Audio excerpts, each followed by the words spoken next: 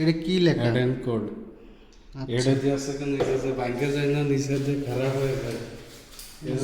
এই যেটা খারাপ হয়ে গেছে এটা কি বলে? এটা আমরা সিপিএস। সিপিএস। এটা কিসের জন্য আসে?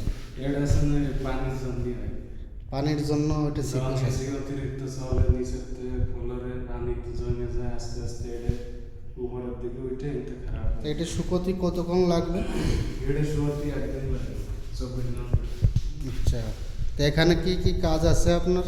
এখানে কাজ আছে, আমরা পেইন্ট করবো, এসি সার্ভিস করবো, দরজা ঠিক করা হয়েছে। আচ্ছা। ব্যালকনিতে যে ঠিক করতে হবে নিচের চাকা। আচ্ছা, এই দরজা ঠিক করেছে, এখানে যে মাজন মেরেছে, এখানে আবার মারছে, তারপরে এখানে পেন্টিং হবে, তাই তো? পেন্ট পরে পেইন্ট করবো, একটা শুকালে এটা শুকোনোর পরে তারপরে পেন্ট হবে।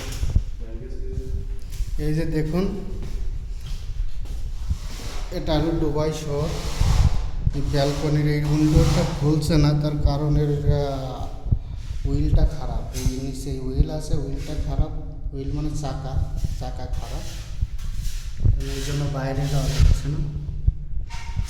এই যে মামু কাজ করছে, আমিও করছিলাম অবশ্য। এই যে হুইল, ওই উইন্ডোরের জন্য এই চাকা লাগাতে হবে। তো আপনারা আমাদের ভিডিওটা দেখবেন। আমরা আছি এখন দুবাই।